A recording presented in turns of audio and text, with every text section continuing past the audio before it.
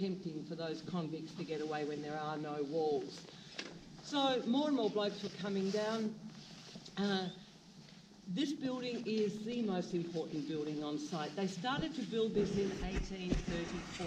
Now look at the size of it. It is absolutely huge, very imposing, a beautiful building.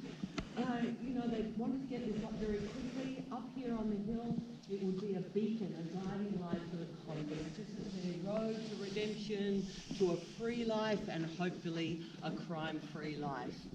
So the boys on Point Paul, well, they would have cut a lot of these blocks and done all the blackwood interior, etc. So, like I said, they wanted to get this up very quickly. So there was a bunch of convicts sort of just digging out the trenches, just doing all the trench work to lay all the foundations and start to get these walls up. Now, there were three blokes working in the trenches, and one of them was called Joseph Shuttleworth, and then there was another chap called William Riley. William Riley was a tough old character. He'd been transported out. Actually, it was just a larceny or thieving, or it was something very sort of relatively minor, of course. He ended up in Victoria. He did his time, and he was a good example of someone on their ticket of leave. He had his ticket of leave, and he was, that's his first probation stop away from prison. Well, while he was on his ticket of leave on that probation stop, he actually murdered a woman. He stabbed a woman to death for no apparent reason, but there you go. So he was quickly sent down here to Port Arthur. So he's working around with all the gangs. There are a lot of soldiers in here, and like I said, a lot of convict overseers to teach them how to do this building and lay the mortar and drop the blocks in. And Riley, I mean, a man like that, he has access to a pickaxe of all things, right? So he's digging away there, and Shuttleworth's moving the earth in one of the barrows. Well, it certainly wasn't too long before Riley picked up that pickaxe and brought it down on the head of Shuttleworth. Not once, whack, whack, whack, brought it down. And of course, Joseph Shuttleworth died of a massive brain trauma. There were many, many witnesses around here. They hauled Riley off. He absolutely said nothing. The only words he did mutter was, "I am now satisfied. I am now satisfied." Well, we don't know what that would actually mean, except we do speculate that maybe he was one of those convicts who was chasing the gallows, as they called it. So that was his form of escape. If he murdered somebody, he was going to be hung, and that was his way out. He could not face the rest of his days here at Port Arthur doing work of hard labour in those leg irons. So maybe that was his way of getting out of here. The problem with that is, this is a deeply religious community. If you murder somebody or if you suicide, you are going to burn in eternal damnation. That's what they believe. So that was a very, very big risk to take. But maybe, desperate men calls for desperate measures. There's no capital punishment at Port Arthur.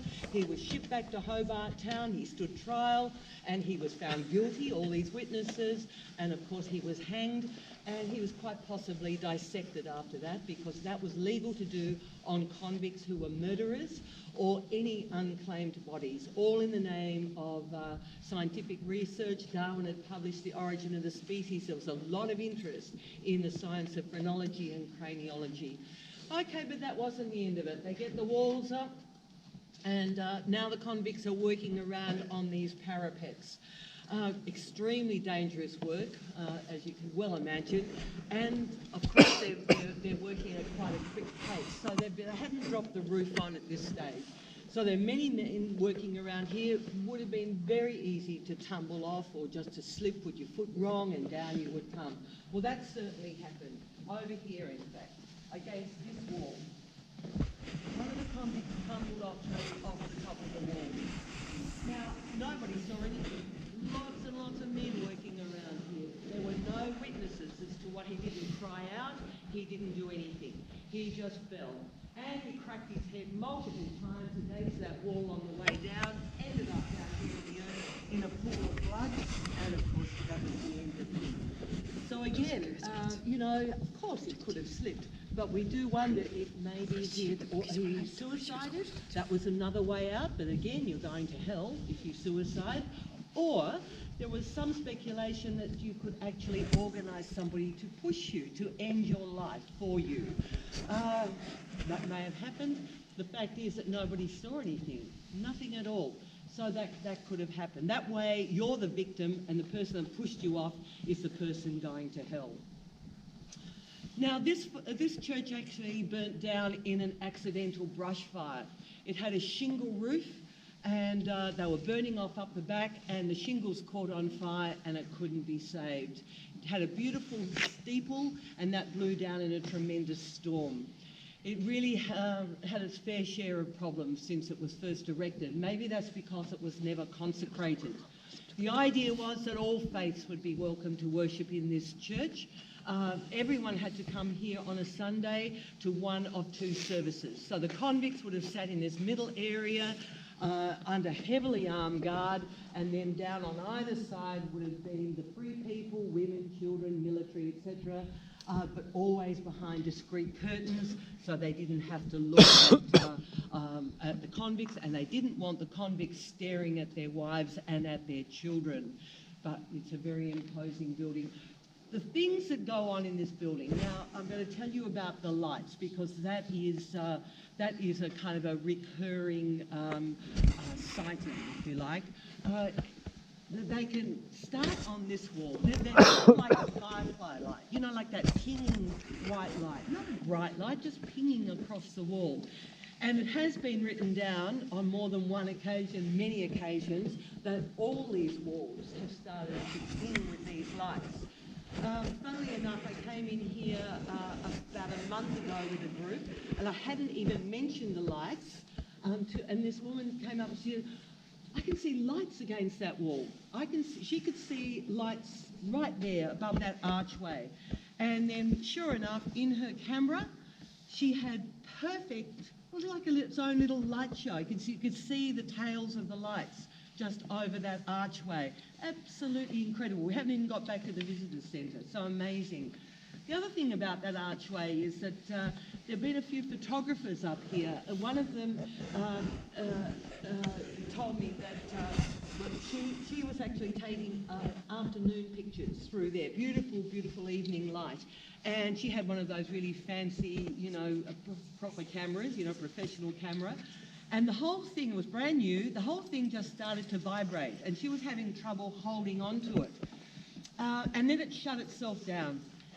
She was furious because she thought, well, brand new camera, battery's gone, that's it. She stepped through that archway, and then it just all came on again. And then I was telling that story to a group the other night, and someone said they met another professional photographer at Freycinet who was up here with all the tripods and everything. He had lots of cameras, and he stayed in the, after he'd been here and taken all the photographs during the day, he went back to where he was staying in his van somewhere, and all his cameras just reset. All the settings were changed on half a dozen cameras. And he said, he told these people that they must come to Port Arthur, because he was absolutely amazed that all those cameras could have reset themselves.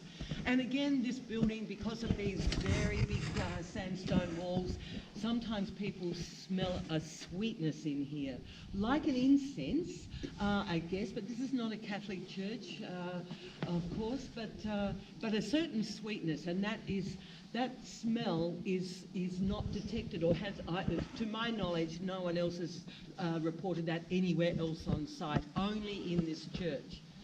Now, more recently, we used to keep this door open. This leads to the staircase and goes round and round and round and round and round up to the belfry. The bells are down here now, and that platform is empty up there. We don't open the door anymore because what happened, one of the guides, it was a really rainy night, stormy night, so he put everybody in there and he stood out here to tell them about this church. Now, it was probably around New Year's somewhere. We had a few guys down the back. One of them was the rear lantern bearer, having a lovely time. They were making ghostly noises and blowing on the necks of some of the ladies in the group. And they'd had a few drinks, of course. And they were standing down the back and they thought they heard a noise in the stairwell. So they sort of nudged each other and peeled off and decided they would go up and take a look. Meanwhile, the guides moved off. He didn't realise that they were gone. So round and round and round and round and round they went until they got up onto the landing. They were so disappointed. Of course, it's empty. There's nothing up there. So after all that, they decided they would come back down again. And halfway down, they heard some echoes in the stairwell. They thought the footsteps they heard were from their own steps. So they stopped and they listened. Sure enough, those footsteps continued to follow them down. So then they started to panic. They actually dropped the lantern. They held on to each other's shoulders so they could go round and round and get down, quite carefully. Those footsteps were coming very close behind them, and quite heavy footsteps, very heavy footsteps. We had a Reverend Durham here. He was over 6'4". He was massive with a big fire and brimstone service. So whether it's him in the stairwell, who knows, but they're very heavy footsteps. So anyway, they got down to the bottom, the footsteps are right behind them, and they burst out here, and the footsteps just stopped in the doorway and turned around seemingly and went away. Well, they were terrified. They caught up with their group, but I'm happy to report that they were very quiet for the rest of the tour. So that was a bonus. Now, those footsteps also have been heard by people who've been in there during the day, primarily guides. Used to go up there, take some photos, have some lunch or whatever during the day. It's nothing to say that ghosts don't come around during the day as well as the nighttime. Anyway, that's happened to a couple of the guides as well who've been up there, and then again, those footsteps in the stairwell, that's why we don't open that door anymore. So talking about the Reverend Durham, let's go to where he lived and where he died. This building is reputedly one of the top haunted houses in Australia. Let's move out this way. Can I just ask one quick question? Yeah. Was there stained glass in here? Yeah, there was. I don't think it's very elaborate stained glass. But I don't think that was a huge, beautiful stained glass. But there was some colour stained glass, yes. They stopped in the doorway and then 무섭네. 가이드, 그냥 야간 가이드 설명 아니야? 그러니까 히스토리 얘기했으면 좋겠잖아. 그러니까.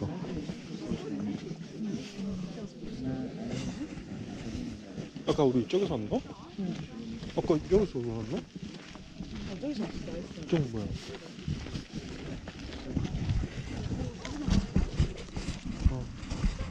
우리 말고 그냥.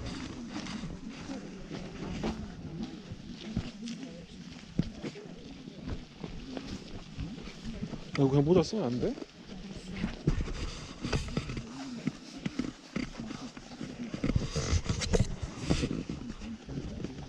이걸 구경하냐? 왜? 몰라. 그냥. 야, 모자 모양을 이렇게 딱 펴면 어떡해? 똥 때리나? 어깨는 그래.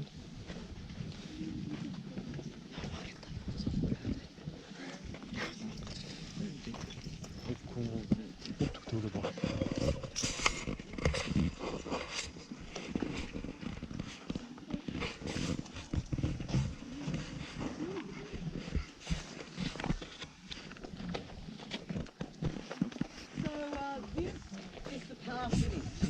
As I said, this is where Reverend Durham died, in this house.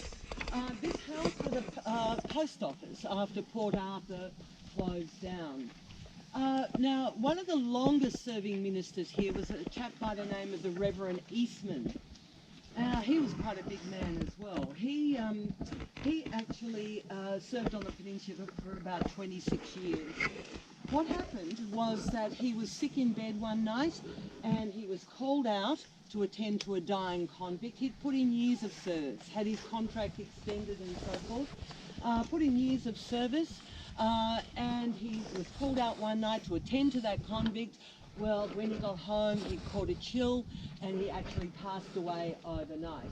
He had about 13 children. Many families up here. Whooping cough, big problem. Have lots of children, you're going to get some of them through to teenage years and beyond. So his wife, well, she was left with all this, this whole family to look after. So she made approaches to the government to try and get some support. They were only young children. Amazingly, the government turned her down. She went to the benevolent church to see if they would help her out. No, she got just nothing from them at all. So she was absolutely left destitute. The story is that the Reverend Eastman, furious, he will not leave this house. He is one very angry man. Now, he has been seen in this one of these windows. One of the guys, the only sighting, and she's worked here for a long time, her only experience of this sort of paranormal type has been seeing the Reverend Eastman standing on that veranda. It's a very strange house. We had there was a woman coming down the road with her daughter, and the daughter grabbed hold of because they were going to go in, and the daughter grabbed hold of the mother's arm and said, "No, I'm not going in there. It scares me. That house scares me. And look at that